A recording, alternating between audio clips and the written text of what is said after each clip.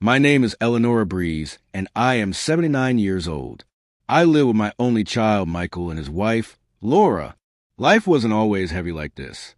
After my husband passed away, Michael became my shelter. He bought my medicines, cooked when he could, and asked about my health a dozen times a day. I remember feeling safe, as if I would never have to face this world alone. The week after my husband died is still clear in my mind.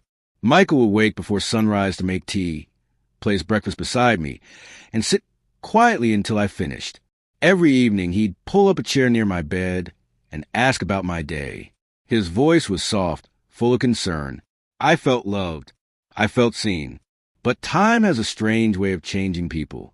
Slowly, Michael began returning home later and later. At first, I assumed work was wearing him down. He would enter the house with tired eyes, shoulders heavy, and sit near me only for a moment before walking away. "How was your day, Michael?" I would ask. "Fine, Mom," he'd say without meeting my eyes. And then came the complaints. "We can't afford all this, Michael," Laura said one night when she thought I was asleep.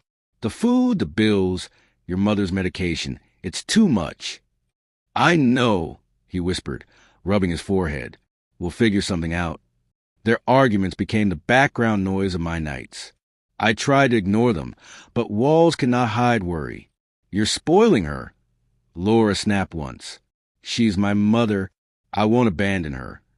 "I'm not talking about feelings, Michael. I'm talking about reality."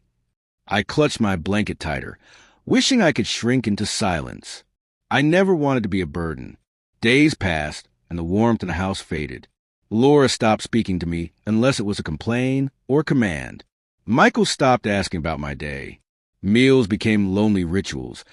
I'd sit at the table, hands trembling, pretending not to notice how my presence annoyed them. One morning, I tried pouring myself some tea. My hands shook, the cup rattled, and droplets spilled across the table. Laura let out a long, annoyed sigh. I froze, pretending nothing happened. Evenings were worse. I'd walk slowly with my cane to fetch a glass of water. Michael would walk past me without so much as a glance, as if I were just another piece of old furniture in his way. One night, I gathered courage. "Michael, can we talk?" I whispered. He didn't even look at me. "I'm busy, Mom." He walked away. I pretended to read a book that evening, but my hands wouldn't stop shaking. From the kitchen, their voices drifted toward me again. "We can't keep her forever," Laura said sharply. "The expenses keep rising. One day, we'll have to take her somewhere." Michael's voice was low, defeated. "I know. I'll figure something out." A cold fear washed over me.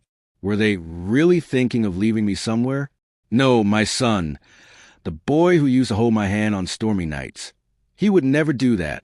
I convinced myself he was confused, stressed, overwhelmed. I placed my trust in him, the way only a mother can. But things only grew harder. Laura placed food in front of me without a word. She frowned every time I dropped something. My legs grew weak. Sometimes I couldn't stand without gripping the walls. One morning, I couldn't get up at all. Fever burned through me. I whispered for water, but no one came. When Michael finally entered, he looked worried, but there was distance in his face, like he was helping a stranger. He handed me a little water. Laura stood behind him with blank, cold eyes. That night, they argued again, their voices sharper than ever. "We can't waste more money on doctors," Laura nearly shouted. "Tomorrow we take her out." "I understand," Michael said quietly. My heart cracked open. I was too weak to speak, too heartbroken to cry. The next night, Michael lifted me gently into the car. "Mom, let's go for a drive." "Fresh air will help," he said. I wanted to believe him so badly. The car drove past a town, far beyond the streets I recognized. Darkness wrapped around us. Finally, the car stopped in an empty, silent area. Laura stepped out first. "Let's do it," she murmured. Michael helped me out of the car and laid me on the cold ground. My legs wouldn't move. My breath felt thin. He placed a small blanket over me, avoiding my gaze. "Michael, please," I whispered. He didn't answer. They got into the car. The engine started. The sound faded, softer, softer, until it disappeared completely. I was alone. The night was mercilessly cold. I shivered under the thin blanket, unable to sit up. I called for help, but my voice was barely more than a breath. The darkness stretched endlessly. I stayed awake through the whole night, listening to insects, wind, and my own heartbeat breaking inside my chest. At sunrise, footsteps approached. "Ma'am, are you okay?" A man's voice called out. I opened my eyes weakly. A tall stranger knelt beside me, offering water from his bottle. His face was filled with concern. "Don't worry," he said gently. "I'm calling for help." Police arrived.